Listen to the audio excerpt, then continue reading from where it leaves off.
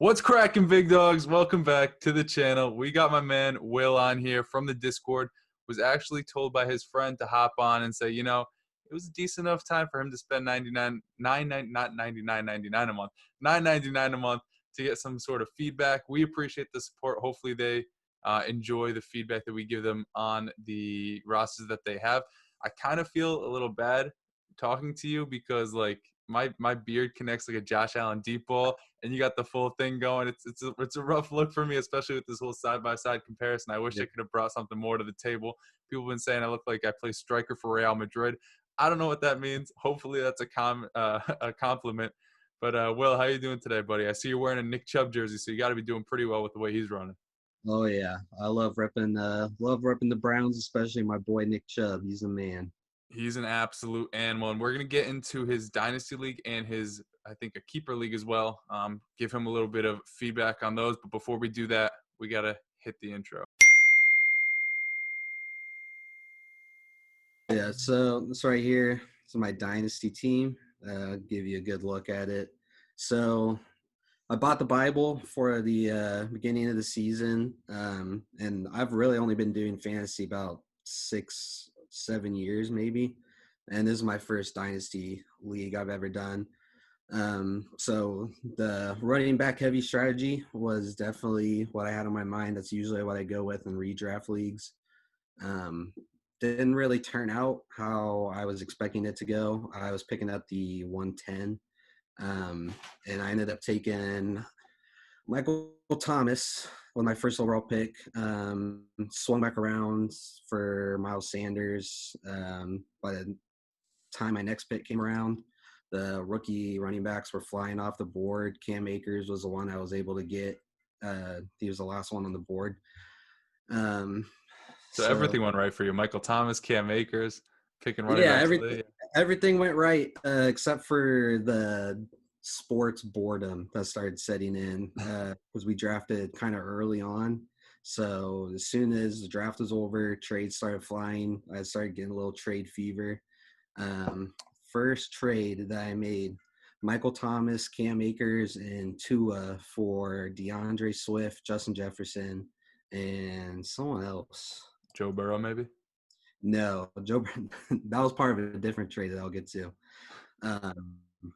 Basically, finesse the dude because Cam Akers hasn't done anything yet this season. Justin Jefferson, certified dog. DeAndre Swift, he's been coming out lately. Once the Lions get rid of Matt Patricia, I think he'll start to get even better because Patricia doesn't know what to do with a good running back. I like how he had a concussion midweek too, which probably means they were letting people hit him, which is just a great sign for any franchise, especially when you play the next week on Thanksgiving. You want your star players out there. Now, let's not put them in a non-contact jersey. Let's have 300-pound linemen just crush them in the skull. That's what you want out there. Great coaching. Yeah, that absolutely pissed me off to no end. I couldn't believe how many times, how often does that happen? I can't remember the last time. I honestly don't remember any time a player got concussed midweek. The only serious injury that I remember happening mid-season was, I think it was 3 or 4 years ago. Whenever Deshaun Watson was a rookie, I remember I sent out an offer. I was going to give up Kareem Hunt in his rookie year for Deshaun Watson. The trade was on the board, and then I got an update that Deshaun Watson tore his ACL in practice, and I couldn't cancel that quicker. That's crazy. That's just ridiculous, honestly. But I got the trade pulled up here. Justin Jefferson, Kareem Hunt, DeAndre Swift were who I traded for Akers to Michael Thomas. That's a haul, especially in a 1 QB league. That is an absolute haul. Oh, yeah. And then I started getting to the rookie wide receiver fever, which goes against everything that you guys are for, which is running backs, which I totally agree with. But I made it my mission to go out there and get as many rookie wide receivers as I could. So you'll see here, I traded my first for Denzel Mims. That was Wait 1 second. Somebody traded AGG for N'Keal Harry? How the mighty have fallen. That is wild. Yeah, so he was pressing me pretty hard for N'Keal Harry, which I never was really high on N'Keal Harry. He hasn't really shown anything, to be honest. Yeah, so I guess you got two guys that It was a trade that involved two people that can't separate and were like decent in college at like pretty shitty programs in Arizona State. Well, they did produce Brandon Ayuk and then what, Liberty, who I'm not even sure what conference they're in. Yes, and Antonio Ganey Golden was like one person on the team. I was like, they could have some sort of upside if they could figure out their QB situation. Um, who knows? It probably just a dud trade on both sides. You see the Here, report about N'Keal Harry? It was like he's never open. He can't separate. He doesn't know how to read zones. He's a terrible receiver. I think it was like a Pats beat writer writing it, which is kind of crazy because like every New England beat writer for any sport is going to hype up a player. Like, yeah, he can't get open. Defensive backs do not respect him. yeah, I'm pretty sure wasn't that towards like the beginning of the season too. Like first few weeks, they were just Probably. I trash. saw it pretty recently. It could have been an old report because he's stunk for a pretty long time now. Gave up my first for Denzel Mims. Regret that a little bit. I think Mims will be pretty good once they get their QB situation figured out. But it's still too early to tell for him. Traded away Amari Cooper for Jerry Jeudy straight up. Chase Edmonds, Keenan Allen in a second for Ruggs in a third. He kind of finessed me on that one because Yeah, Keenan it's Allen's a the big dog, finessing right there. especially with that boy Herbert. Which, by the way, I was thinking about this question. You gonna cut your hair in solidarity with Justin Herbert and his fail of a haircut? Man, I I don't know. This hair is kind of wild, as you can see, but at the same time, it's like if I cut this, what if it just doesn't grow again? Like, what if this is my last shot, and like, what if I just lose all the confidence I built up with this hair? And going back to it, it's going back to short hair. I feel like would be tough because if I ever want to get back to this point, it's a wrap. Like the months I was telling Mike last episode, like months probably like 2 to 5 is the worst time of my entire life because it's like shaggy. You wear a hat, it looks bad. You don't wear a hat, it looks bad. It was terrible, and people will say it still looks bad, but I like the way it's looking. Some other people like the way it's looking, so I'm gonna keep it the way it is right now. I'm gonna let Justin Herbert make his big boy decisions. He's got millions to lie back on. I got like $53 in the red in my bank account, so I can't be making too many big moves out here. Yeah, that's true. No, I respect your hair game. I used to have a buzz cut like my entire life until I graduated high school and finally started growing it out. So I know what it's like. Yeah, Short that's where hair. I was at. Just like three on the top, fuck the sides up, and we'll see what happens. I know that. I know that feeling too well. Um, this other trade here. This was like a week or two before Prescott was a guy injured for the rest of the season. I got Darnold, Raygor, and a third for him. Um, Kind of hurt because Prescott was balling at that point. Um, we'll see like where he goes. Are you a basketball fan at all? Yeah. Do you know Jason Tatum, obviously? Oh yeah. I feel like Sam Darnold is football's Jason Tatum, where he doesn't age, but the only issue is Sam Darnold doesn't get better. Like the common narrative around Jason Tatum is like, oh, he's only 19. Oh, he's only 20. He's only 21. Now it's Sam Darnold. He's like, oh, he's only 23. Yeah, he's 23 throwing 12 touchdowns, 18 interceptions, and getting hurt every week. So he's somebody Yeah. that a lot of people are a lot higher on him in Dynasty than I am.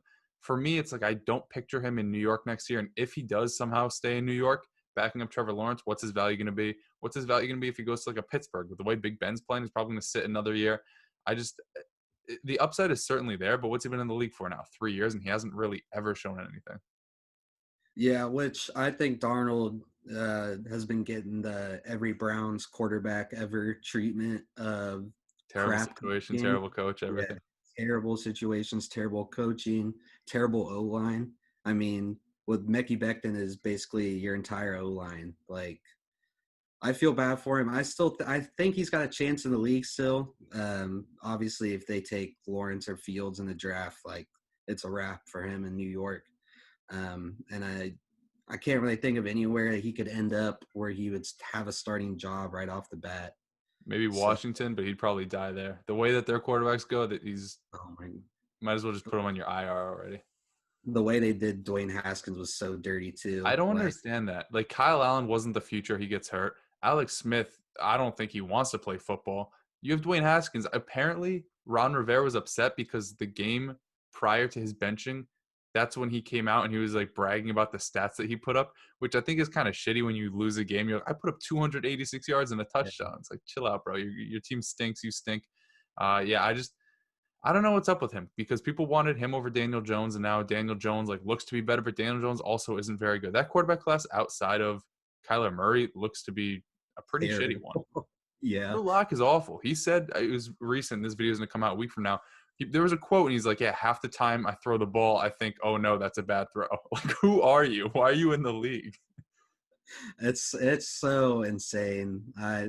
I think there's hope for Dwayne Haskins too. Obviously, I'm a Buckeye fan because I'm from Ohio, so a little bit biased maybe, but I still think they just did him so dirty. They And didn't really give him a chance. I mean, all they have is oh, Terry McLaurin. Their offensive line, like one of the guys they misdiagnosed with cancer, and then they didn't want to like pay him. It's yeah, like, what's going on there? Like, you can't.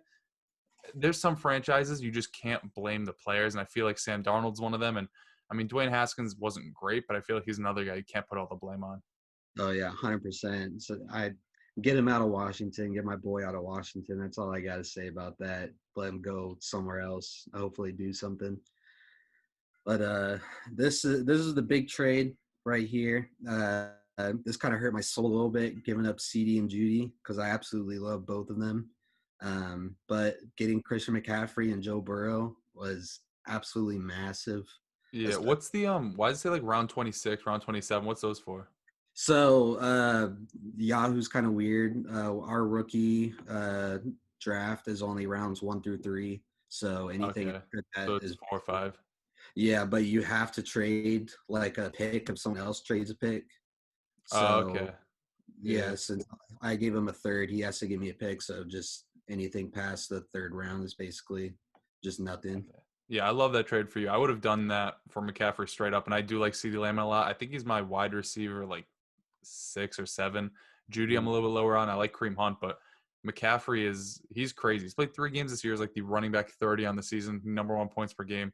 He's unbelievable, and the way your team is built, I don't think that it's terrible at all because you're not built to win this year. You're probably not even built to win next year. But as your team starts to develop and gain traction in the league, as your younger guys start to build up in the league, Christian McCaffrey doesn't have value till he's 30 because of the skill set he provides. I know he's banged up right now, and people want to call him injury prone, despite mm, carrying the ball like 350 times and catching it 100 times a year before, and yeah, toting the rock like a million times at Stanford. The guy sprains his ankle once and then gets thrown on his shoulder at the end of a game, and all of a sudden he's injury prone. That's kind of stupid to me. I think he is by far and away the 101 in any dynasty league. The only guy close is probably Alvin Kamara and maybe Dalvin Cook, but those guys have more injury-riddled histories or injury-ridden pasts than Christian McCaffrey has as well. So for me, he's the 101, and I'd pay that price and maybe even then some. mm. Yeah, I totally agree. Just you can't put a price on like his value.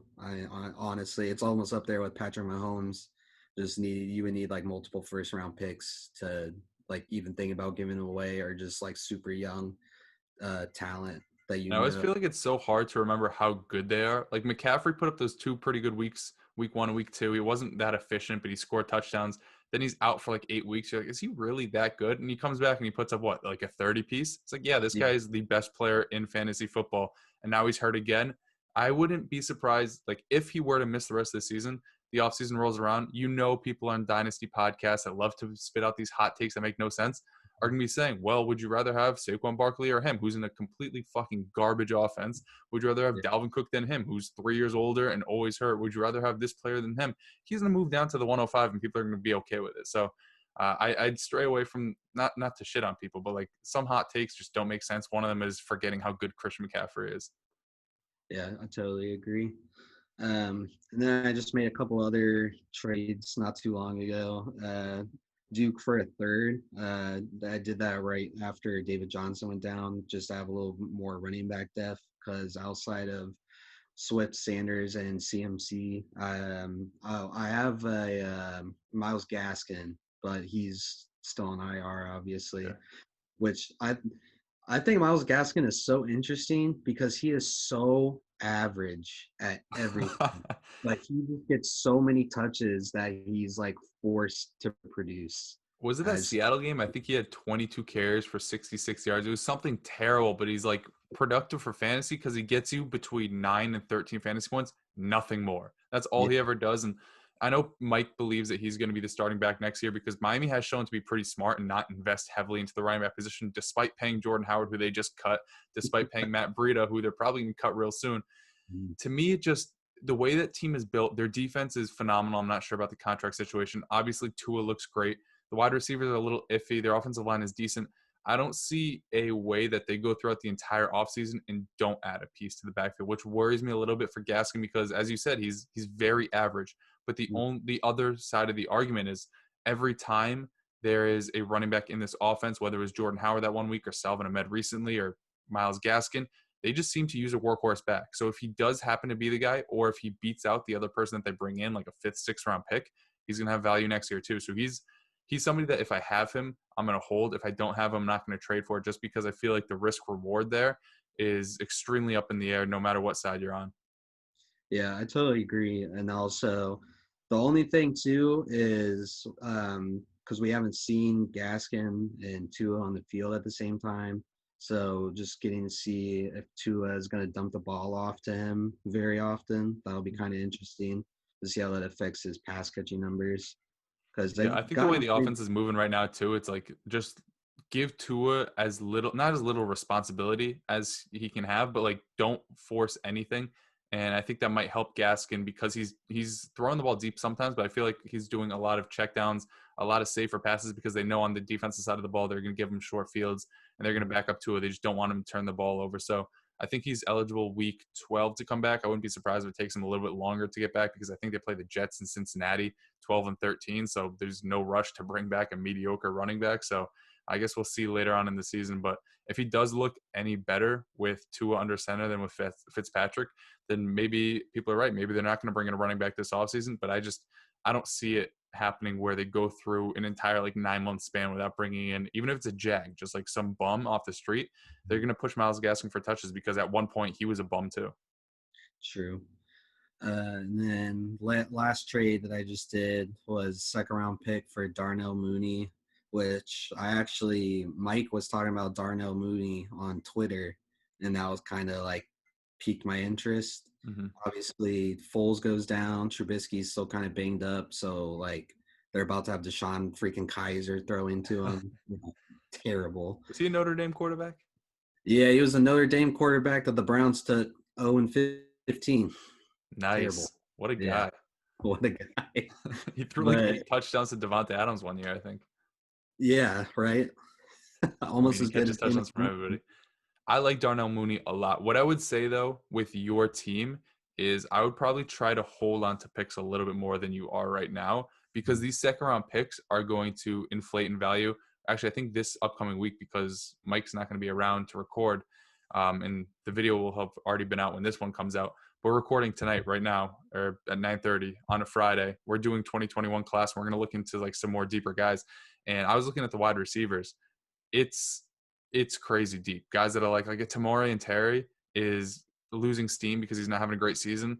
People don't realize Florida State stinks, but he's somebody who is like 6'3", runs probably 4.3, 4.4 speed. He's somebody that's probably going to be a third round pick because he's not producing. I'm sure after the combine shit will change up, but even guys like Sage Surratt, who were hyped up players that aren't doing too well this year, and then like Elijah Moore, is that his name? Like, it's not good that I don't know his Yeah. name. The guy for Ole Miss, him too. It's Mhm. such a deep class, and I think there's a lot of athletic players, a lot of productive players, and guys that are going to be hyped up on Twitter because they broke out early. Rondell Moore broke out by the time he was like a sophomore in high school, so people are going to be pushing these guys up the board, extremely high value. I think these second and third round picks, although it may not seem like it now, I think they're going to be extremely premium. And by the time the draft rolls around, people are going to look back at Darnell Mooney's season and you see he puts up like 500, 600 yards. They'll be like, okay, I'd rather take a shot on a second round pick than Mooney. I think by that time you'll be able to acquire Mooney for a third. So I would just, with your team, especially not competing right now, Mooney obviously isn't going to help you compete any more than you are right now. For those type of guys that you're interested in, I would just wait until the season's over and when these picks start to accrue value, or if people are interested in shipping off picks right now, try to stack them up and then in the draft use like 2 threes to move up to a second, or 2 seconds and a third to move up to a first, because those picks just start to gain more and more value week after week. Same with the Duke Johnson trade. I don't hate that because round 3 is whatever, but if you're not in contention to win this year? Like, what's your record? Probably like 5-5, Uh, what is my record? I'm pretty sure I'm at 6. 6-4. Yeah. Yeah, with your team as is, if there's somebody who does have players like a Tyreek Hill and Devontae Adams, and they sold out to win this year, not that there's no point in playing for like fourth place, but I would much rather just stack up those picks and pass on a guy like Duke Johnson, who's probably give you like 8 to 10 points for like a 3 week rental. I would just Mm. rather have the third round pick because past that 3 week rental of Duke Johnson, he's relegated to his role as a satellite back that isn't an offense that doesn't use a satellite back. Yeah, that's true. And that was the other thing I wanted to kind of talk about is like possible players that you think would be good to like trade away for picks. Mhm. Uh, I just have a problem getting like attached to my players. I feel like, and I just like I hate trading people that I love away. Yeah. So for that, what I would say is players that don't fit the mold of your team. And just looking at your team right now, you have Joe Burrow, Ruggs, Jefferson, Rager. What other rookies? DeAndre Swift, Darnell Mooney, Denzel Mims. Your team is obviously extremely young. Even Duvernay down there, Jacob Eason. You have an extremely young core, and you have even like a Miles Sanders, second year in the league, who's going to have longevity in this league. And you also have Christian McCaffrey, I hope, still somewhere. Yeah, yeah, down here in IR. Yeah, so your team is obviously not competing right now because of the whole McCaffrey injury and Miles Sanders is whatever's going on in that offense. Everybody but him scores. I think in the next 2 to 3 years, that's your competitive window. So looking at guys on your team that aren't going to be productive for you or a big piece of that 3, 4 years down the line, I think are guys you want to ship off. The issue is you do have a lot of young players, but I Mm-hmm. would say maybe a guy like Eric Ebron, who you have up top, or Evan Ingram, Mm-hmm. who Evan Ingram's pretty young, and Eric Ebron is like sneaky young for being in the league for about 15 years at this point. If you can ship them off for anything for somebody who needs a tight end who is competing right now, I'd be fine giving up either one for a second round pick. Obviously, tight ends are hard to come by, but at the same time, like what is Ingram and what is Ebron's weekly upside, right? They're probably going to finish anywhere from tight end like 8 to 15. They're not really helping you win any games. I'd much rather just have depth picks and then maybe use those picks later on to even get a tight end like a Hunter Henry who's having a down season, but is going to grow in an offense with a young quarterback and hopefully get extended this offseason. So uh, that's the only real player I see. And you obviously just traded for Duke Johnson. Maybe try to flip him again for somebody who is contending and maybe get a young piece like a Darnell Mooney plus a third. You obviously already have Darnell Mooney, but if there's somebody you like, that's a younger weapon that can help build depth for you. That's something I would do. And then if you could scroll up a little bit, Yeah. I saw, yeah, like Curtis Samuel's the only guy who's a little bit older.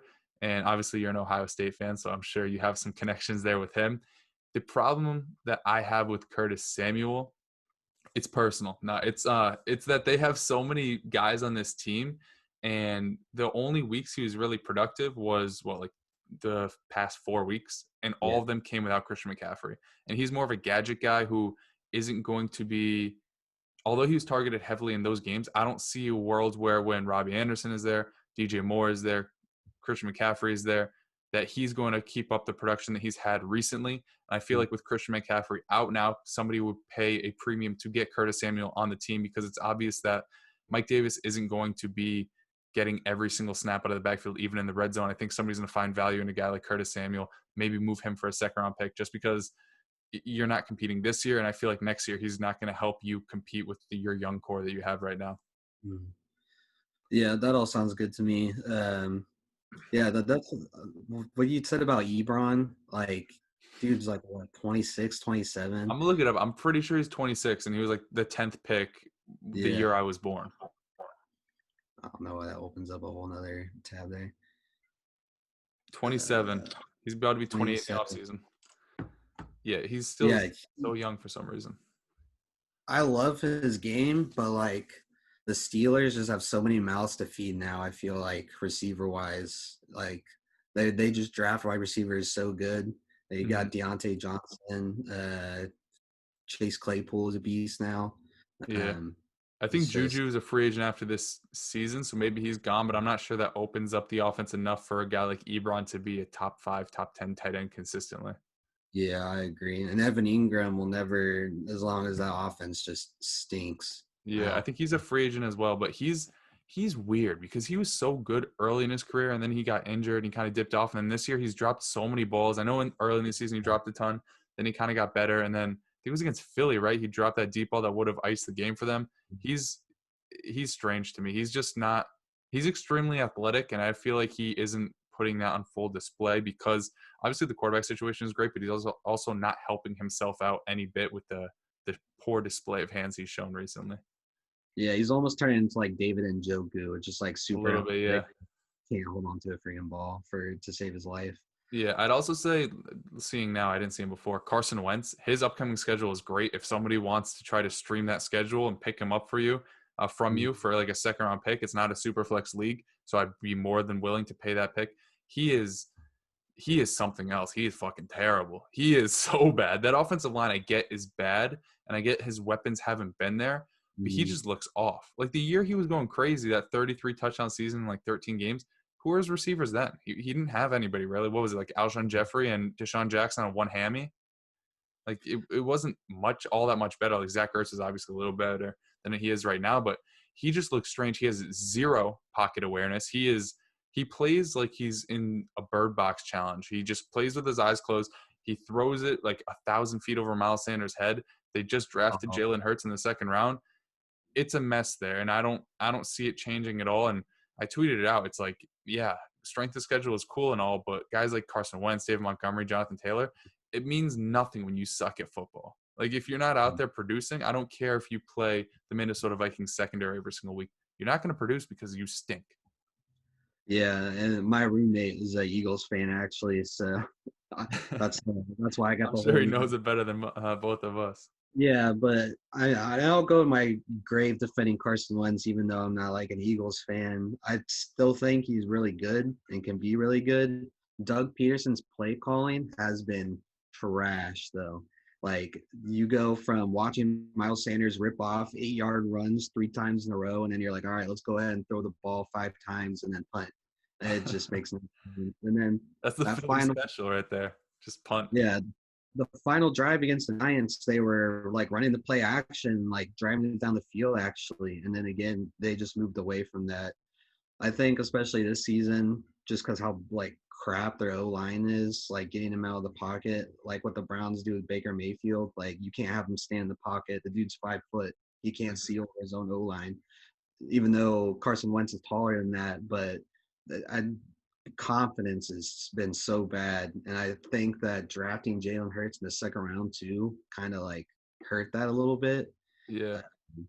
Just Which from is like a viewer point of view too, it's like he just looks sad out there. Like the way Nick Foles looks sad, he looks sad. It's like he doesn't want to be out there. I'm not sure if he's hurting on the inside and the outside, his kneecaps, is whatever, but he doesn't look like he's having fun out there. And they just gave him all that money, so you should be having fun. But it's not in the cards for Carson Wentz this year. And hopefully in the future they want to add some sort of weapons. I know you have Jalen Reagor, so you're hoping that stack pays off. And I'm a huge fan of Jalen Reagor, but right now everything looks like a mess. You actually have a huge Philly stack with Miles Sanders there too. So you're hoping that Carson Wentz does well, but overall, I like the way your team is built because it has some sort of consistency there. Now, how many first-round picks do you have in this draft? 3 or 0? 0. Okay. You got me excited a little bit. No, I wish. We have 2 people on our league. One has 4 first-round picks that he will not. I could probably send him a trade for McCaffrey for 2 firsts. He'd probably decline it. He's just holding on to those like it's his life. And then another one has 3 first-round picks. I low-key kind of blacklisted him because he sends the dumbest trades ever. And Every league has to have one of those people, though. Just balance out the powers in there.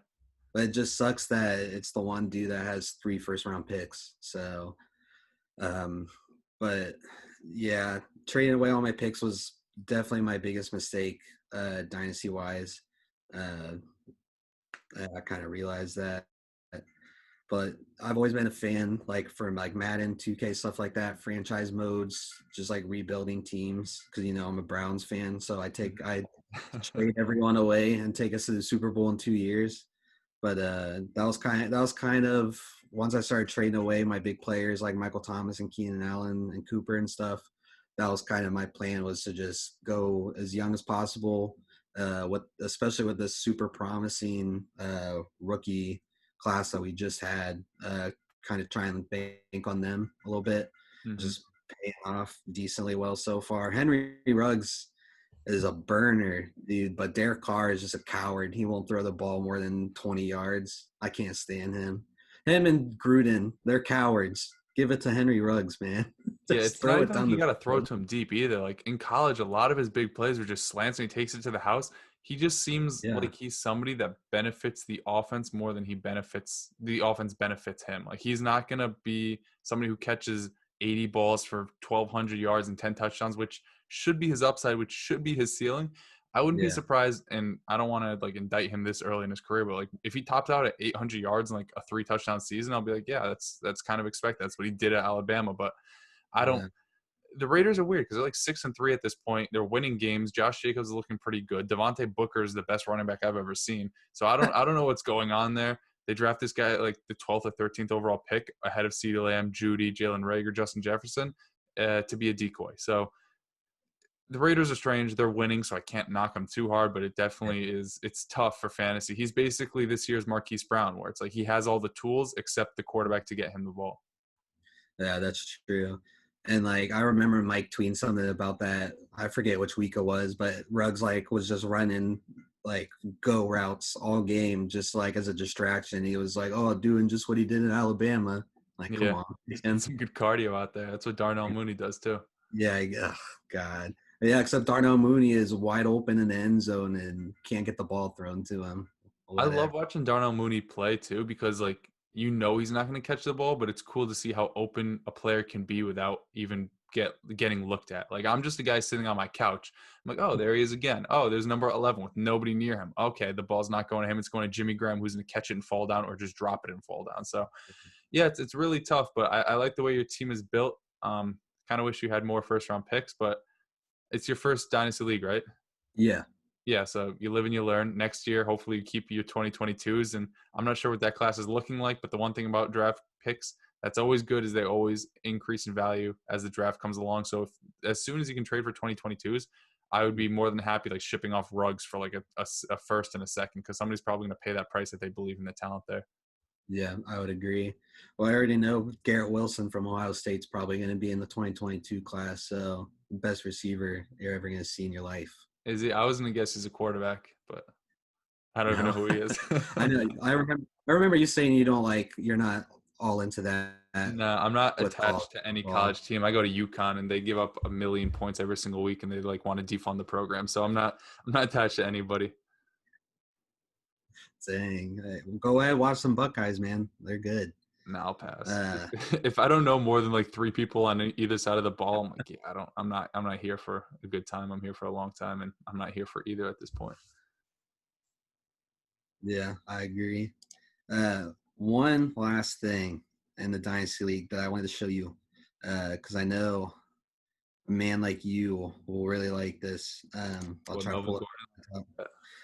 Gordon? So two idiots in our league, Balls Deep and Cockwalker, the two idiots. Names. Uh, One traded, who was it? Balls Deep traded Le'Veon Bell to Cock for Justin Herbert, straight up. And this was only if I think this was right after the Le'Veon Bell signed with Kansas City. Mm-hmm. And that trade just blew my mind because, like, what do you think Le'Veon Bell's gonna do?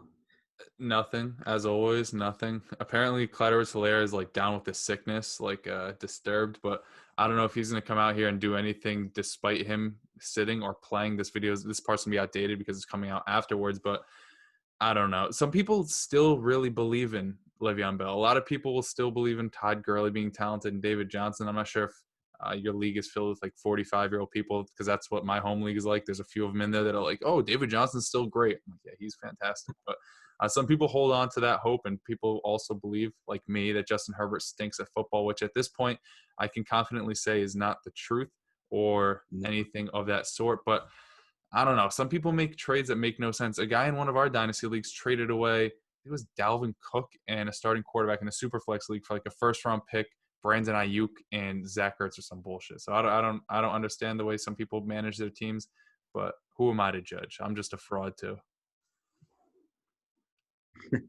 I just thought you'd like that since I know you're a Charger fan. People be crazy out here. Yeah, it's wild. Going into my keeper league here, we are 3-7, 11th place on the year.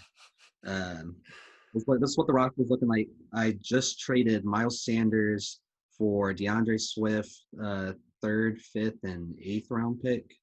Pretty sure How is many what. keepers do you have? We can keep three.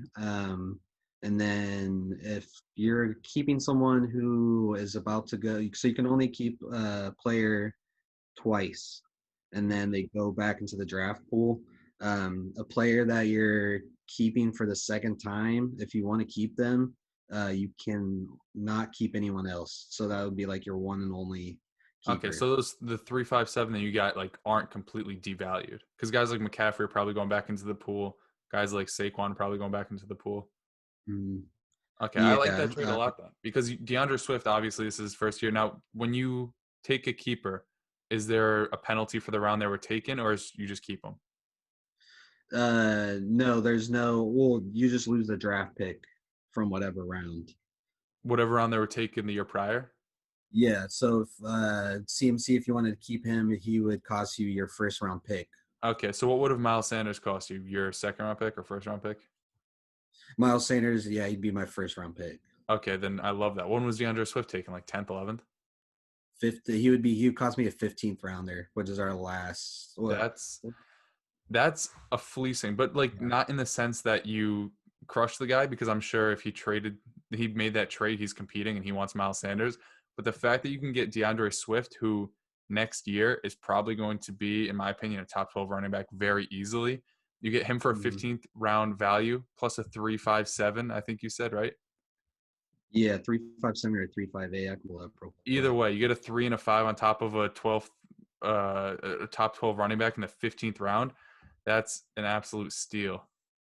Yeah, 357 is what it Yeah, if you give was. up a bunch of shitty picks, that's probably gonna be a rookie that's gonna bust anyways. Yeah. Okay, what's the rest of the team looking like? Because Uh, you said you're not competing right now, right? I mean, you're 3 and no, 7. no, I'm sitting pretty with the. I got 11 picks in the first 7 rounds. I like that a lot. Now you get 3 keepers. I'm assuming obviously DeAndre Swift is gonna be one of them. How long have Yep. you had Kittle, or is this the first year? Kittle, I could keep for a 15th, but he'd have to be my one and only. Yeah, I wouldn't do that. So it's looking like Swift. That might be the only value, unless like Jalen Rager was super late, which I assume he was, in Ayuk. Yeah, well, Rhaegar and Judy, I don't know their exact, but they're like around mid-round picks. Okay. Yeah, if I were to keep 3, knowing what your league rules are, Kittle's gonna be tough because you obviously made that DeAndre Swift trade to be able to keep DeAndre Swift and the picks on top of it. So I wouldn't keep him, just throw him back into the pool. I'd definitely go Swift, and then Ayuk is looking like an animal. He catches COVID every week though, so I don't know what's going on there. And then one of probably Judy or Rager. Chark is strange. I like Chark a whole lot. If they get Justin Fields, I think it's wheels up for him, but it really depends where you picked him this year because I know he was hyped with the whole Jay Gruden narrative being the wide receiver one there and getting fed like AJ Green. If he was picked and he's costing you less than like a 7th round pick, I'd definitely keep him. Yeah, yeah, I totally agree. And then I also got a list of players I could trade for that I would be able to keep, along with 2 others. Mm-hmm. Uh, it's Josh Allen, James Robinson, Antonio Gibson, Stephon Diggs, Keenan Allen, Chase Claypool, Justin Jefferson, and T. Higgins. And those are all either mid or late round. I assume Except James Robinson is like nothing. Waiver yeah, wire? yeah, 15th from waiver wire. Same with Claypool and T. Higgins. They're all What would 15th. happen if you kept both of them? Would it like be a 14th and a 15th? Like if you were to keep Claypool and T. Higgins since they were both waivers, or Yeah, okay. See, that's tough too because if the price that you're gonna have to pay for a James Robinson, because I'm assuming the guy that has James Robinson is in a good spot because he's picked up off the waiver wire. The price you're gonna have to pay is probably going to be similar to like the Miles Sanders price. And the issue there, it's the same thing we said with Gaskin, although I do believe James Robinson is extremely talented and he's looked great, Mhm. is what if he does not get replaced, but what if they do bring in more competition in the offseason? But then again, Jacksonville's going to be the second, third overall pick. They're going to have to spend an early second to get somebody that's really worth taking James Robinson's job. So I do think he has a pretty safe job there. It depends on the price you have to pay. But I've become a huge fan of T. Higgins. I was not in the offseason. I like Denzel Mims more than him. That Mhm. has punched me right in the face because I figured out Denzel Mims actually plays for the New York Jets, which means a whole lot, and it gives him a whole little to produce with. So not to rank them because it's hard to rank them depending on like the package that you'd have to send to get them back.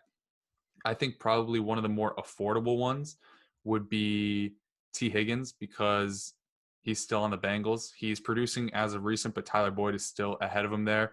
Whereas Chase Claypool is an absolute animal. I'm pretty sure like leads all receivers, maybe behind just DK Metcalf and Devonta Adams in touchdowns this year. So he's probably gonna be pretty pricey, especially like all these guys picked up off waivers are probably helping the teams exponentially because they had all their draft picks and then they get a guy off waivers who's like a wide receiver one almost. So those Mhm. guys are probably going to be Claypool, in my opinion, will probably be a little more expensive than Higgins, but I think in the long run, I'd rather have Higgins. I think not that he's more talented, but I think I like the situation there with Joe Burrow, a little more longevity. Big Ben's always in a walking boot and his elbow is always taped up and copper fit. Who are the other guys other than Josh Allen, Diggs, and Keenan Allen? So we got Justin Jefferson's on there too. I like Uh, him a lot. The only thing that concerns me, and it's not like a huge concern because he's producing despite it this year, is as long as Dalvin Cook is there and as long as he's healthy and as long as Kirk Cousins is the quarterback, they're going to throw 20 to 25 times a game. And it's just him and Thielen. But we've seen it already. He'll put up 170 yards one week and then he'll knock off 3 straight weeks of like 32 yards because they just don't throw enough. And he's extremely talented. And I think he's going to overtake Thielen's job next year. But in the context of that offense, I'd probably rather have T. Higgins for a cheaper price. yeah, I agree with that. Yeah, as much as I love Justin Jefferson, situation's a lot better, especially because the Bengals are just that O line is so bad you can't run behind it, and their defense is pretty meh. So they're almost always playing from behind. And Joe Burrow's a baller, so they'd rather just give the ball to him, throw it 30 times a game. Mm-hmm. But yeah, I agree with all that pretty much. Talking about T. Higgins kind of makes me think too. Um, and Dynasty, do you think it'd be a good idea to trade for him? Do you think? If you can, yeah, for sure. I mean, I updated my rookie rankings this past week, or not rookie, overall dynasty rankings, and I think he's my wide receiver 12 or 14, somewhere in that range. He's extremely high for me. I mean, the guy's what 21, 22 years old, and he's basically already overtaken Tyler Boyd. AJ Green is dust, and that connection between the two. The only thing lacking in his game so far as a rookie, which is crazy, is just his long speed, and that's not something that he's going to probably ever overcome. But the fact that he's producing as well as he is, well on pace for 1,000 yards, in an offense that isn't great. I mean, they throw the ball up, but they're not a good offense. As Joe Burrow grows, as he grows, as they stop playing in games that have 45-mile-an-hour winds, he's going to be a guy who challenges like 1,200, 1,500 yards at his ceiling. So I know 1,200, 1,500. I don't know what like the discrepancy between that was, but I don't be surprised if he has a season like an AJ Green season where he's up there with like 1,400 yards, double-digit touchdowns, and catching close to 100 balls because he's showing to be that dominant already in a division that has two elite defenses. Yeah, I totally agree. He does remind me of AJ Green a lot, just like going up and high pointing it, Mm-hmm. how he can get up over the defenders for sure. Um, but yeah, I think that pretty much does it Yeah. for Are you my a big fantasy college team. football fan? Aside from Ohio State, you watch a lot of college football? Well, I love me some action. That never Some gets action? old. Oh, you're a degenerate. Hey, did you see that Tulsa ending yesterday? Hell Holy no, I did cow. not watch Tulsa. They were on their fourth string quarterback and threw a Hail Mary at the end to tie the game up, Who take do it you to have money on? overtime. My roommate had money on Tulsa. I'm not the big sports bettor he is, Okay, and you still but watch Maction? oh yeah, Crazy. That's it's wild. So entertaining. you got to be a big college football fan to watch Maction. Yeah, I watch it whenever I can. Honestly, Who whatever are some of your good favorite games. guys coming in this class? Do you know any like sleepers per se? Somebody asked me last week, and I'm not too tapped in. So I need your Sleeper help here. wise, I haven't looked into it enough. I have class on Saturdays, so I haven't been able to watch a whole lot of football this season. But I know Chris Olave for sure. Hmm. I I never hear you guys name him, but Definitely not. he No.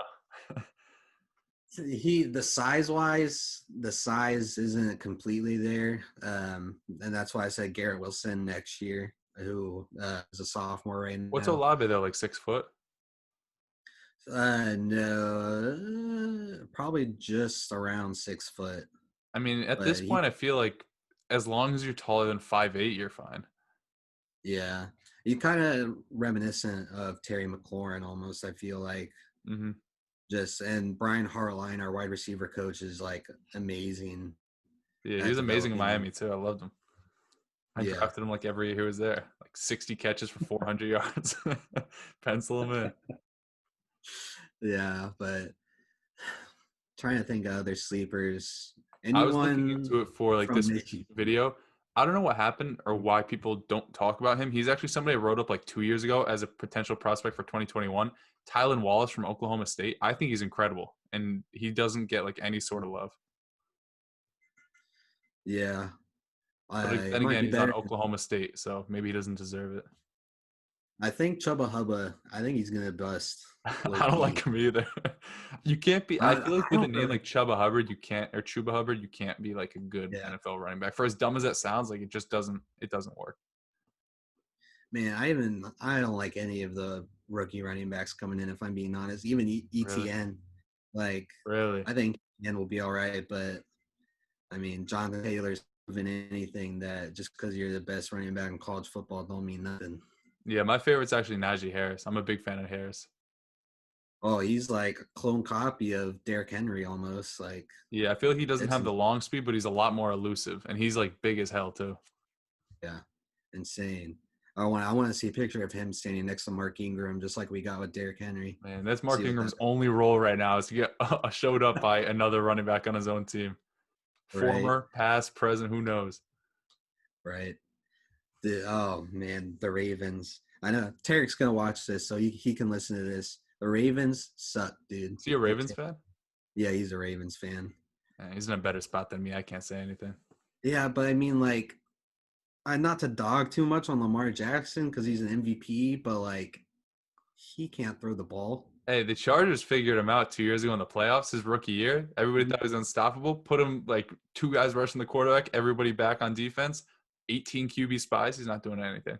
That's why they will never, ever, they will never beat the Chiefs with Lamar Jackson as long as Patrick Mahomes is there and like everyone's healthy.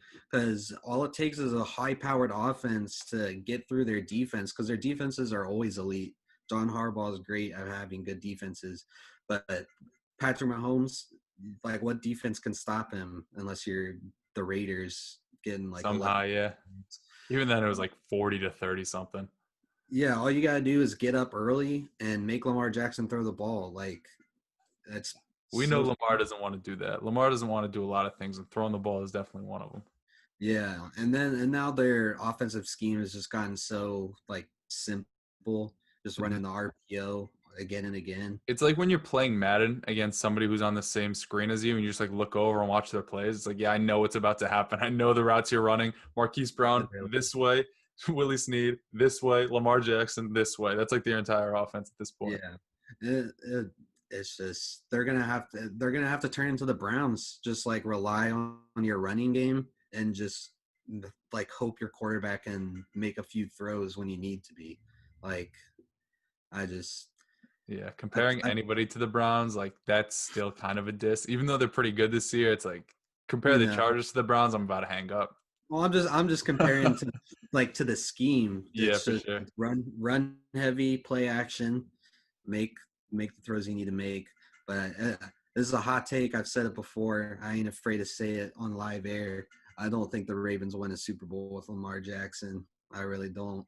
No, I don't think that's very hot at all. You think the Chargers will win a Super Bowl with Herbert? Oh, with Herbert? Oh yeah, the Herbert's a baller, dude. I love The I answer is love no. that. The answer is 100% no. No, No chance. hey, just hire Eric Bieniemy at the end of this season. They don't want to hire any coach that's good.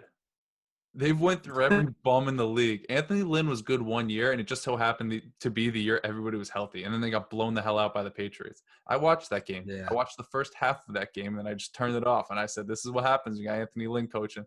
Anthony Lynn, Oh, I'm going to say it right now.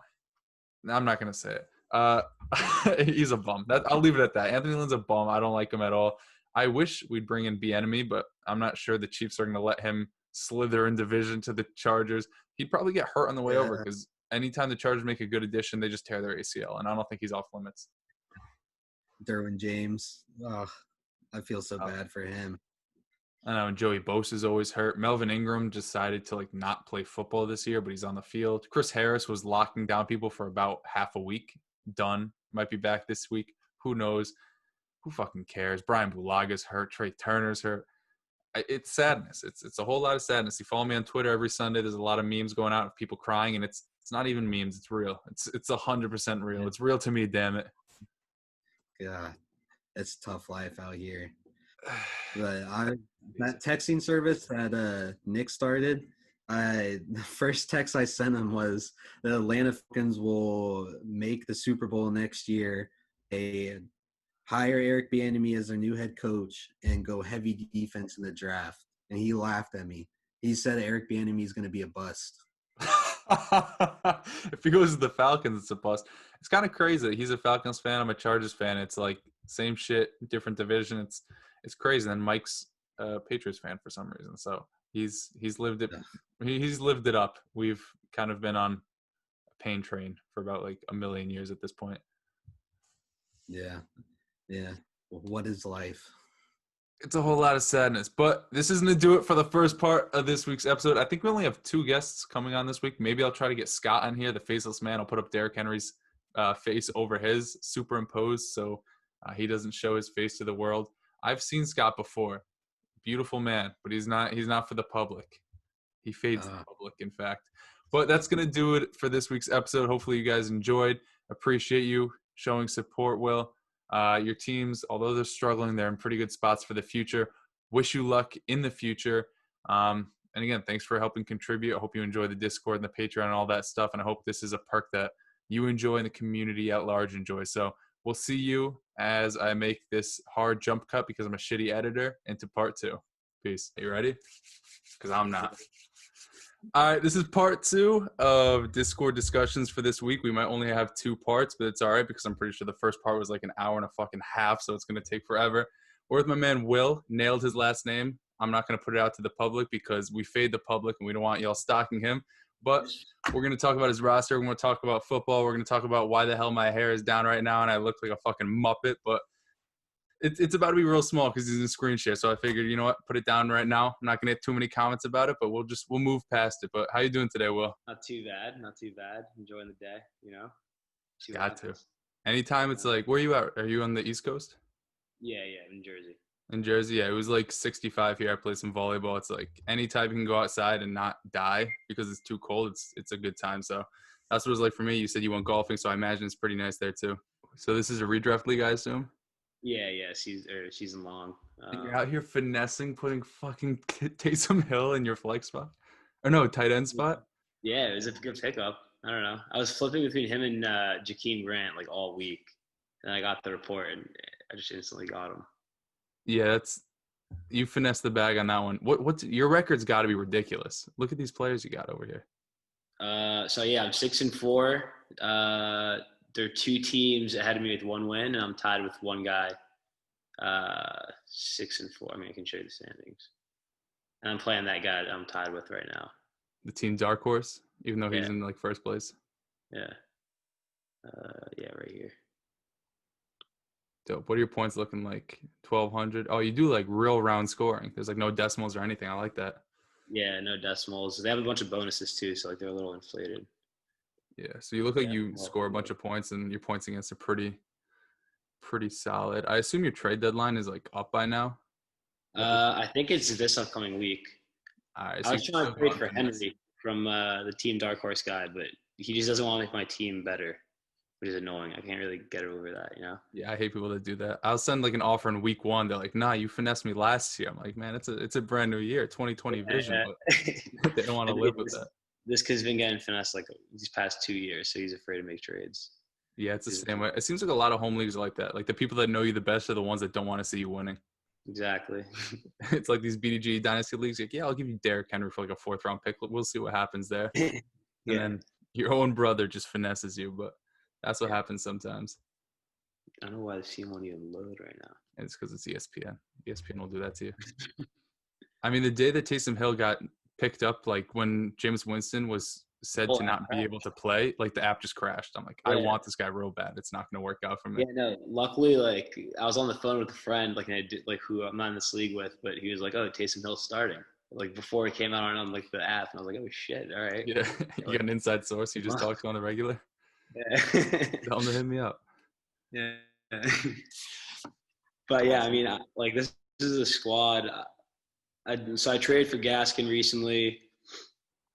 I mean, I feel like I've got like my team after the draft was like pretty bad, and like I've either got blessed with trades or just like sweet talk them like to get the year. Yeah, I had like start off had like Adams, Robinson, and Lamar, and then I picked up Mike Davis and Boyd too actually. But that's pretty much it. Like I trade for everyone else, which is good. It's a real solid team. I mean, you do have the Chargers defense, which I respect, but at the same time, it's like they're the Chargers defense. They play the Jets this week though, so if this video comes out afterwards, if the Chargers don't hold the Jets with Joe Flacco to like less than 17 points, which is a pretty high mark, like I don't know what's up with this team anymore. But just looking at your squad, obviously, other than tight end, which you have Taysom Hill this week, you have Hunter Henry, who if I'm not sure about his game log, I'm pretty sure he just ends every single game between like 32 and 41 receiving yards. Like this guy has no floor or ceiling. It's ridiculous. He's up to 381 on the year. Oh, geez. I mean, yeah. I mean, so I used to have Hawk, but I traded him away for Henry and Gaskin. Yeah, look at that shit. 30, 33, 33, 23, 23. He needs a touchdown like to be like relevant. I know. The thing is, like, as a rookie in his second year, it's like the only thing this guy can do is score touchdowns, and now he doesn't. He's basically the white tight end version of Mike Williams, where he's either hurt, catching touchdowns, or just doing nothing. And most of the time, it's nothing at this point. Yeah, but that trade isn't too bad. I mean, the Detroit Lions they're a fucking abomination. Everybody's hurt. Kenny Galladay didn't get put on IR, but he missed 3 games. DeAndre Swift is getting concussions midweek. I wouldn't be surprised if fucking Matt Patricia lined up in an Oklahoma drill and just smoked his ass. Like, I don't think that franchise is going anywhere with him as the coach. But obviously, you have a real solid team outside of tight end. But if you don't have a Kelsey or a healthy Kittle when he's on the field, to me, honestly, tight end, I just punt the position. It's like such a waste trying to trade for or stream a guy that isn't Travis Kelsey. Fair enough. I mean, yeah. So like the reason I have like all these defenses, like the Browns have, I'm sure you know this, but they have like a pretty easy like playoff schedule. I think they play the Jets and Giants, 15, 16. And then I think Chiefs play someone good 13, or like they play an easy matchup 13.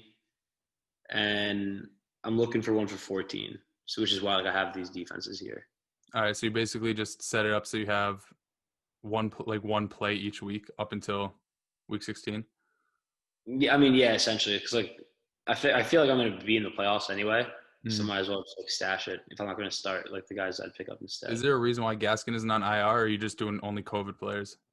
It's only COVID players, and it's the stupidest thing ever because the bench is like so like it's not a lot of players. Yeah, it's real shallow.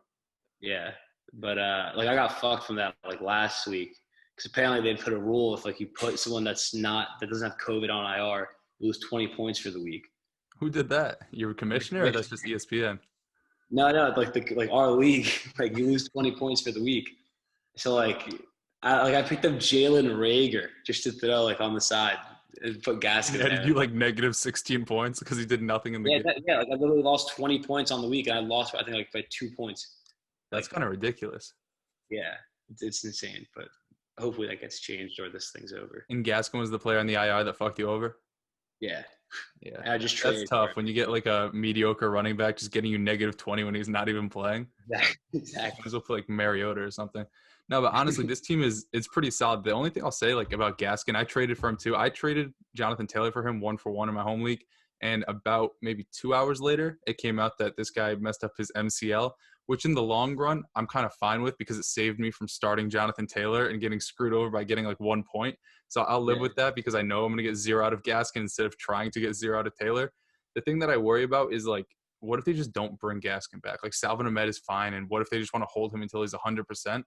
But then on the flip side, like even if they wait a week or two, if you look at his upcoming schedule, I mean, I think weeks 14, 15, 16, plays like Cincinnati and a bunch of fraud ass teams. So he's going to go off if he does. Yeah, Cincinnati, Kansas City, New England, and the Raiders. Like none of those teams are good against the run. His efficiency it's dog shit, but he catches a bunch of passes. Tua's playing with 2 condoms on, real safe. So he is going to dump it off to him every single play. I really like his upside if he does come back, and Salvin Ahmed isn't the pass catcher that he is. So I like that stash, and I like that trade because, as I said before, like Hawkinson's been good this year, but good for a tight end is like there's a stat, he's had 50 yards or a touchdown every week. Fine, take your like 7.5 points every single week. I don't really care about it. Yeah, I mean, one thing I'm worried about though, like I just want to know if he's either gonna like be playing or not, because like if they're doing a whole committee with like Ahmed, like it's just gonna be like annoying to start one of them or like just to start Gaskin and like not get points. Yeah, the thing I'd say though is like you look at every single week, Gaskin took over that role, and I believe week 3 he got like 22 carries and he started to be a workhorse. And then the 1 week prior to Salvin Ahmed breaking out, it was basically the Jordan Howard show and Salvin Ahmed sprinkled in. And then last week was all Salvin Ahmed. So it looks like no matter who's back there, the best player is going to be a workhorse. We've seen Myles Gaskin do it before. So I think if he's 100%, it might take 1 or 2 weeks for him to get fully implemented and fully healthy or whatever. But once he's back and healthy, I have no doubt that he's going to be a guy who's on the field 70, 80% of the time like he was before. Fair enough. I mean, all right, like another thing, like David Montgomery obviously stinks, and like I've been trying to like sell him off like because of schedule and everything. Yeah. Like, should I just like try to keep him if like I can't trade him? Yeah, well, you can't drop him. I mean, if you can try to sell him to anybody because of that schedule, go ahead and do it. I put a tweet out. It's like strength of schedule is cool, but when you stink at football, nothing matters. Like Carson Wentz's strength of schedule is real good. So is Taylor, and so is this guy. He's averaging 2.1 yards a carry against Tennessee, 14 for 30. That's pathetic. I could get like 14 for 18. I'd be more impressed with that than 14 for 30 for this bum. So, he's not a drop candidate like a guy like Marquise Brown would be, but I kind of hate owning players with good schedules that stink because you feel obligated to start them. Like this week, Mike Davis is playing Detroit, and I have Aaron Jones and Josh Jacobs, and I have somebody else in my flex. I'm like, am I really going to sit Josh Jacobs for Mike Davis? I am, and it's going to bite me in the ass. But when you see that 32 next to his name and you see the projected points and you see the fact that he can catch passes and they have nobody else in that offense that's healthy in the backfield, it's intriguing. But then when the week is over, you just think to yourself, man, I'm real dumb for starting a guy who didn't have a job to enter the year over Josh Jacobs, who's a first-round pick. I mean, yeah, like so the guy that I've been trying to trade like for Derrick Henry for, like I told him I'll give him like Montgomery and like 2 of Tyler Boyd, Kupp, and Robinson for Henry, essentially, like just straight up. He's like, fine with that. Do that. He probably isn't. One thing I'll say real quick, just because I saw it, does Mike Davis have the biggest shoulders in the NFL? Like, what is that picture? He has no neck. Man is mad wide. Like, look at Miles Sanders below him. He's got nothing going there. 0 traps. Mike Davis is a trap house on his fucking back right there. Yeah, it literally looks like they gave him like lineman shoulder pads. Yeah, and they just photoshopped his head onto like Christian McCaffrey. Yeah. I haven't looked too much into who has like the best strength schedule for the playoffs. I know obviously David Montgomery's up there and Derrick Henry and Aaron Jones. Maybe try to buy low on Aaron Jones because he's been kind of iffy recently, and people are probably nervous about Jamal Williams eating to his snap share, but that's always been the case. And the fact that he hasn't seen any goal line carries because Aaron Rodgers just wants to throw 50 touchdowns this year and to throw fades to fucking Mercedes Lewis on the 1. I think that's going to swing back the other way. So if you can try to finesse an Aaron Jones from some team for that same package, I would do it because I don't think that Aaron Jones is much worse, if at all, than Derrick Henry. Do you think like so a 3-for-1 or like if you can just throw in like another receiver? Like honestly, I think what are you saying? It depends on who he has on his team, but I wouldn't mind throwing him Cooper Kupp, Allen Robinson, and David Montgomery for Aaron Jones and like maybe a bum on his bench. I mean, Cooper Kupp is whatever. He has a good schedule as well, but that offense is so weird. Like Josh Reynolds is basically one right now. It's all up in the air. Nick Foles isn't doing anybody any favors in Chicago. For as good as Allen Robinson is, it's real tough. Mm-hmm. Yeah, no, because like at the start of the year, he was playing very well. Like he'd get he was a good floor. So I have Devontae, so stepping in at receiver too. Doesn't matter, yeah. Doing his thing. but now it's been like pretty dry. But yeah, this is the guy with Aaron Jones. This dude's starting T.Y. Hilton. Yeah. Honestly, it might take less. The fact that he's starting T.Y. Hilton and Adrian Peterson, he's living in 2012 right now. Yeah, I'd probably throw him probably David Montgomery, and he probably doesn't want a Chicago stack because nobody really wants a Chicago stack. Maybe David Montgomery and Cup for just Jones and see what he's going to counteroffer with. And I'd try to get Jamal Williams in the deal too, just so you get that handcuff there for security. And just like work from there because he might accept it. I doubt he would, but with how little receiver depth he has, I mean, Sterling Shepard's okay, but I'm sure that wouldn't be seen as like a disrespectful offer, David Montgomery and a receiver for Aaron Jones and Jamal. And I'd be willing to give up 2 receivers in that deal. Yeah, because like I'm thinking like the third of those receivers just goes into my second receiver, and then I flex like either whoever he gives me, or I'm starting Sanders, Jones, and then Mike Davis for like the next few weeks. Yeah, or John Brown. Yeah, I'm fine with that. Yeah, I heard Nick was talking how like he's worried about C-Mac. Do you think C-Mac like comes back? He was saying like if they're just not going to make the playoffs, they want to just keep resting him. And like I don't know. I feel like there was a running back I think last year where that was like the same narrative. It's like, oh, this team sucks. They're not going to bring him back, and they did bring him back. I forgot who it was. I feel with McCaffrey, the money that they paid him and whatever, like the fact they have a week 13 bye, if he's healthy and there's still 3 games left, I don't know. I don't see a way that they just sit him through the entire season unless his shoulder injury seems like it could be re-aggravated easily or if he's still hurting, which I guess at this point we don't know and it's too far out. I don't see him coming back before the bye just because they played Detroit. I'm pretty sure they have a pretty easy matchup before the bye as well. I could be wrong on that. Let's see here. Minnesota, that defense is god awful. And although they've looked pretty good recently, I'm not sure that they're going to rush him back against Minnesota and then Denver after the bye too. That's not a great team. And if at that point they're out of the playoffs, I mean, Green Bay, Washington, Green Bay is a good team. They want him back there. But at that point, week 15, if you're franchise running back, for as dumb as that sounds, if he's not healthy 100%, why not just keep rolling out Mike Davis? But at the same time, it's like you pay him all this money. You don't want him to sit for no reason. You want to still get as much out of him as you can. Yeah. I mean, like the one counter, I guess, to that is like I'm thinking like they paid him all that money, so they want to like keep him healthy, great, and just like get like his workload down for this year, like going forward. Yeah, that's how I feel with Austin Eckler too. Like so many people are hyped up about him coming back. He himself said, "Oh, I'm aiming for week 13," which we've seen. Joe Mixon just came out today. They was put on the IR after sitting for like 5 games. Yeah. These players, for as good as they are at football, are in fact not doctors. They don't know like exactly. They know how their body feels, but they don't know the extent to the injury that they're like suffering and how bad it can be re-aggravated by going out on the field. So Austin Eckler is somebody that people are like, oh, should I trade for him? He's saying he's going to come back week 13. The guy tore his hamstring off the bone, and he also had a knee injury that compounded with it. I don't see him coming back, and it's the same argument there, right? They paid him a lot of money. I don't see a reason why a team who's probably going to be like 2-11, 3-10 at that point, to rush back a guy that they just paid all that money when Kalen fucking Ballage looks okay back there. So for me, like I'm not trading for injured players, and I know you're not trying to trade for Christian McCaffrey. You're trying to see how much juice you can squeeze out of Mike Davis. If you do have Mike Davis and you can sell him for something like a high-end RB2, I would do that. But in most cases, I would just hold Mike Davis. It was similar to earlier in the season, too, when you had Mike Davis in week 3 and week 4. The value you were going to get by trading him wasn't equal to the value you were going to get by holding him on your team and getting those useful weeks out of him. Fair enough. Well, all right, so if I'm selling him high, like let's say the guy doesn't want, like let's say going back to the Aaron Jones or like Derrick Henry trades, like let's say he doesn't want Montgomery, like would you be okay like giving away Mike Davis in that? 100%, yeah. Mike Davis, for as good as he is over these next few weeks, him and Montgomery aren't too far apart for me because as bad as Montgomery is, for as good as his schedule is, I wouldn't bet against him producing like 90% of what Mike Davis is going to produce. And also Mike Davis still has a bye upcoming. So even if McCaffrey misses time, you're going to have a week of zeros with Mike Davis.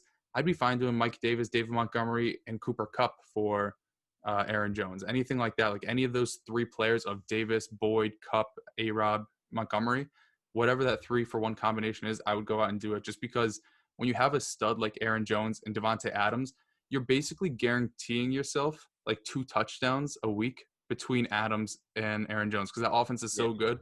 You know, if Jones isn't scoring, it's most likely Devontae Adams. The only caveat is like an MVS 78-yard touchdown. So I'd be fine stacking that. Then you have Myles Sanders and you'll have Tyler Boyd or Cooper Kupp, whichever one you keep is probably going to be like a high-end wide receiver 2 rest of the season. Maybe Cooper Kupp is a little bit below that just because the Rams are stupid, but I think you're in a pretty good spot to win right now. The only concern really is like your tight end, which everybody is concerned with that. And then Lamar Jackson to me is he's strange. He's been so like bad this year for fantasy. For as high of a draft capital like you had to spend to get him, he's just not producing to what we expected out of him. Yeah, and the unfortunate thing, I literally picked him like one pick before Mahomes. Like they were both there. Really? Yeah, a lot of people did. I probably would have too. Yeah, just for the rushing upside. But I mean, I don't know. Like if I needed like other quarterbacks, I really don't think like there's anything available on the waivers. Mm-hmm. If you want to see those, I'm pretty sure it's just like scrubs. But yeah, so I might have to just keep rolling them out. Let's see. Yeah, like maybe Goff. I don't know. Tannehill, I'm pretty sure after like this tough stretch, he has an extremely easy schedule. After he plays Indianapolis again, Cleveland, Jacksonville, Detroit. Isn't that like we're just assuming Henry's just gonna drop like 30 points a game, like all December Henry's just gonna absolutely drop his nuts on the table. Yeah, that's gonna be tough. But I don't know. The thing about him is this offense is like sneaky awesome. And obviously, like everybody knows that Tennessee's a pretty good offense. But when you watch him play, it's just Tannehill makes so many smart and good throws. They just move up the field so easily. Derrick Henry can have a 2-touchdown game, and so can Tannehill. He can put up 2 or 3 touchdowns. We've seen it before. And I just think this offense is too good. And they're a team that's defense isn't helping them and doing any favors for them. Even against shitty teams like Cleveland, they're obviously going to try to slow it down. But when you're giving up like 50-yard runs to Nick Chubb every play, you're going to have to come back and punch him right back in the mouth, and he's going to have to throw it as well. So I like Tannehill down the line. Goff has a good schedule, but he's a one-dimensional quarterback that also wants to run a lot. Same with Kirk Cousins, Baker Mayfield too. They all have good schedules. They're just tough to start. And Carson Wentz has the best schedule these two eyes have ever seen, but these two eyes have also seen Carson Wentz try to play football this year, and he fucking stinks. So I'm shocked. I don't even know. Like, I'm an Eagles fan. I literally have no clue what is going on. What do you think is going to happen with them long term? Didn't they just give him $100 million? Yeah, I think they re-signed him like last offseason. I commend you for this because I just said your franchise quarterback fucking stinks and you didn't like go crazy. And NFC he does. He absolutely does. But like, I'm not starting like Hurts either. Like, I don't know. I've seen Wentz like be good. It just that just doesn't make sense. It's crazy to me because his second year in the league, he literally looked like Aaron Rodgers reincarnate. He was so good on the run. He was so good improvising. And this year he hasn't been lucky with his offensive line getting injured and his offensive weapons being injured. But at the same time, you can make as many excuses as you want, but like he has no pocket awareness. He doesn't understand that you have to have like a 3-second clock running in your head. He just sits back there for 6 seconds. He's like, wow, this protection is really good this play. And you just get sacked every single time. Yeah. I don't know. It's got to be some confidence issue there. Yeah. I mean, I don't know. He just plays like super aggressive. Like he'll play every play like it's like the last play of the game. Mm-hmm. Good, but like that Baltimore game, he threw like 4 Hail Marys when it was like middle of the fourth quarter. I'm like, what are you doing, man? Just chill out. You have no good receivers. You're just heaving it. Like, calm down. But is there anybody else on the waivers other than quarterbacks? And players? Well, yeah. I mean, I saw Devin Singletary was high up there, which is that's got to be rough whenever you see Devin Singletary as your top option. Yeah. No, it's a 12-man league. So, like, AJ Green. Yeah, it's cleared out. Yeah, I mean, I just don't like any of these players I would get. Like, I wouldn't consider starting. Like maybe Tonyan over Henry. Nah, I mean Robert Tonyan is probably the tight end like 7 on the season, and I think 95% of his production came in that one game where Devontae Adams didn't play, the 3-touchdown game. Yeah. I mean, let's see. Yeah, 33 that one week, and then he's kind of he's been trash. Yeah, I never really want to spend waiver priority on a guy that plays tight end. And with Hunter Henry, at least he's going to see like 4 targets, which is like, wow, 4 targets. That's awesome, I guess. But it's better than just every week. Like what I think is I'd rather play the same tight end week after week and hopefully he hits than cycling through tight ends and never having that week that they hit because the guy you dropped last week now breaks out. So you pick him back up. He sucks. Then Logan Thomas breaks out. So it's just really a guessing game and you're just throwing darts. And I'd just rather just keep throwing the same dart at the same guy and hopefully one of those times it matches up and they hit.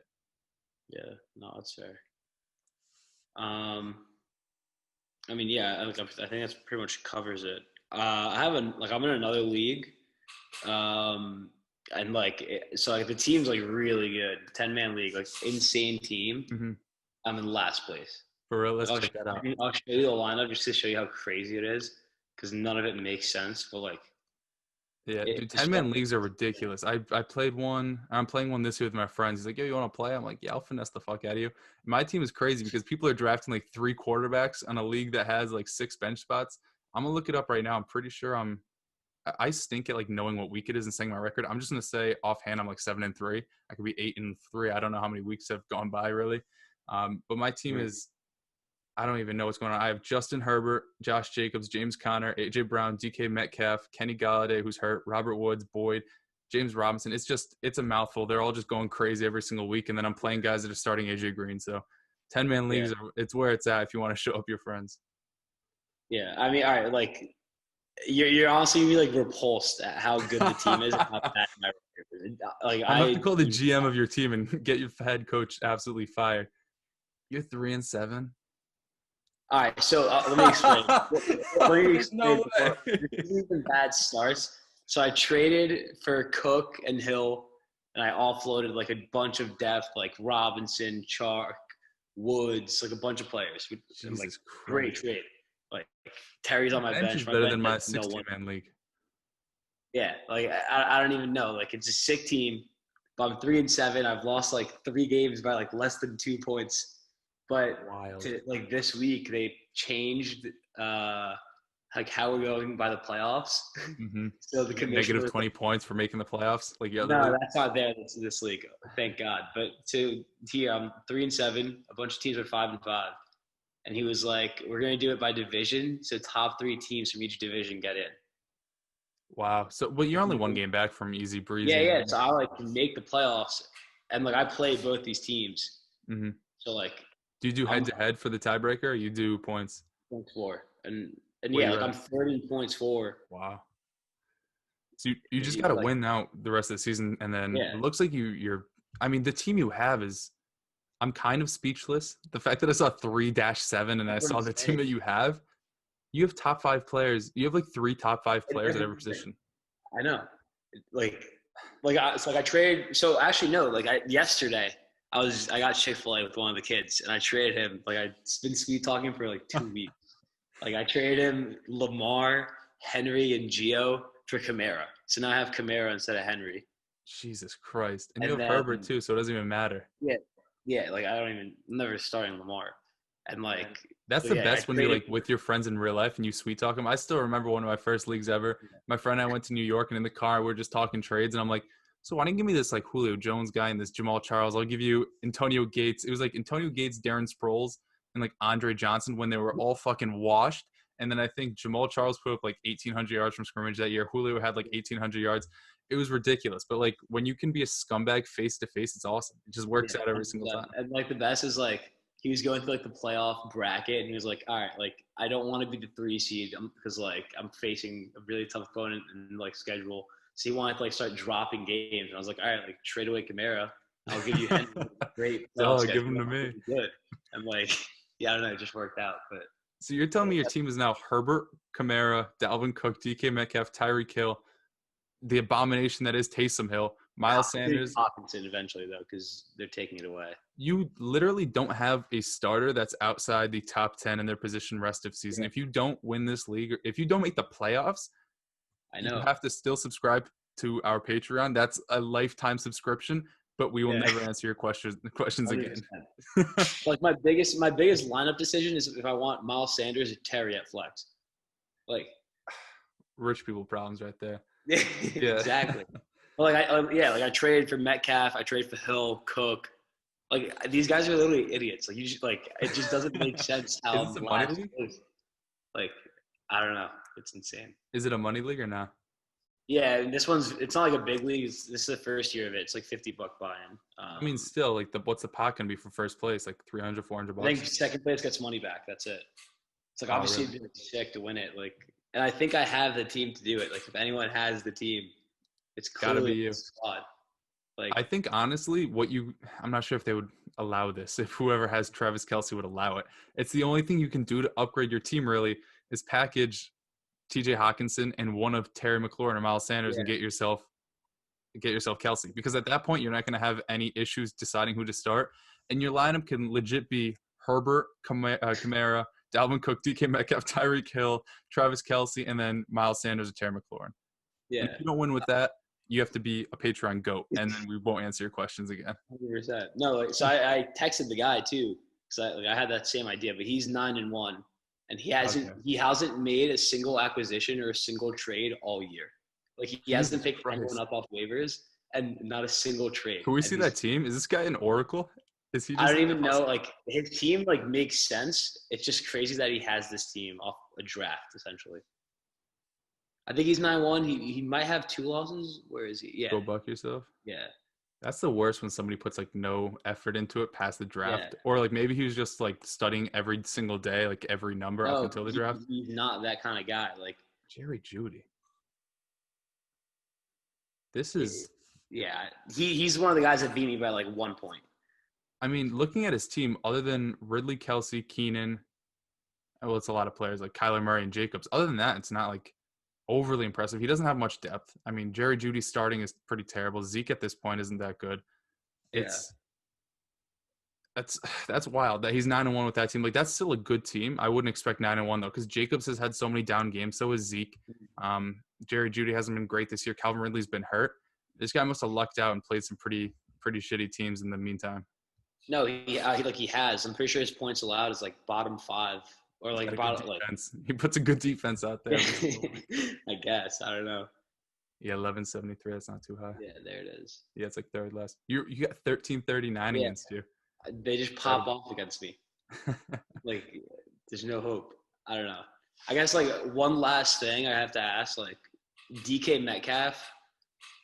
Like obviously I'm not worried about him because he's DK Metcalf, but like, do you think that him being so good hurts him because he gets like double teamed and like? Man, there's something wrong with Metcalf, and not in a bad way. It's like you can't be that good. Like I don't understand how a human being can be that good at something. He's like my height, but he's got about 30 pounds on me, but pure muscle, and he runs a 40 time like 2 seconds faster than I would run it. He is an absolute freak of fucking nature, and apparently all he does is drink Nesquik, so maybe I got to get on that diet. He's an animal, and I know this past week he dropped a touchdown, and everybody's like, oh, fuck you, Metcalf. You fucked over my fantasy team. 13.6 points. Like, it doesn't matter. Yeah. What was the game against New England real early on? Caught 4 balls. Oh, yeah, one of them was a house call, 19 points. He's had, realistically, if you look, 2 bad games, and it was against Arizona where Pat Pete was locking him up, and then he got his number this time. And then the Rams where they have basically the best cornerback duo, trio, whatever, in the entire NFL. And you look at his remaining schedule, other than Week 16, I mean, there is nobody there that can hold him. Darius Slay is going to try, and Darius Slay is going to – okay, I'm not going to say it, but Darius Slay might get croak on the field, to put it nicely. They honestly might have to cut him off the team after this game. Like, if I was Darius Slay, I'd probably want to get cut so I don't get exposed. Like that's just how it works with Metcalf. Yeah, but I mean, he's incredible, and honestly, for as good as he's been, he could have been so much better if it weren't for that touchdown that he basically dropped before the end zone. Last week he dropped another touchdown. He dropped one in that game that they were trying to play from behind. I think against not San Francisco, the game that went to the wire. Maybe it was Arizona the first time. I forgot what it was, but he basically has like 3 more touchdowns that could be on the board. And what's he up to on the season? Like 10, 11 touchdowns. He's unbelievable. Yeah. He's your like receiver 1 in Dynasty. Yeah, he's still super young. I think he's only 22 years old, which is ridiculous. I think my top 5 are Metcalf, Adams, Hill, AJ Brown, and maybe Hopkins, something like that, in some order like that. Yeah, I don't know. I mean, I guess like now I won't have to worry about him if he puts up 14 because like. Yeah, my team's. It's not even boomer bust. Like it's not even a boomer bust team. It's like if 2 players like go crazy, which is very possible on any given week. Like I think I win the week. Yeah, it doesn't even matter. You have Dalvin Cook and Kamara. If Dalvin Cook puts up like 10, or Dalvin Cook puts 10, Kamara's gonna put up 50. So it doesn't even matter. You're averaging 30 between the 2. This exact team though. So I had Terry for Tyreek last week because Tyreek was on bye. I lost some guy who had Naheem Hines, Deontay Johnson. Like he just had like it's the waiver wire squad beat you. It's honestly a practice squad team. Like he had. Hey, Kalen Balazs came off the practice squad and looked pretty damn good. He had Joe Mixon and David Johnson on IR, or like they were out. So we had 2 backup running backs in. You want to hear something real sad in my home league? I played a guy who fielded 4 active players, and I lost.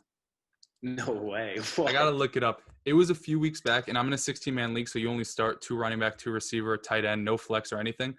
He had Chris Carson, who was out. He had, I think, Michael Thomas or Jamison Crowder starting, and he didn't want to drop any of his guys, and I lost because every single player that he played just went absolutely fucking nuts on me. Let me see this week. I was super upset, too, because I'm like, oh, yeah, it's a free win. This guy's starting absolutely nobody's.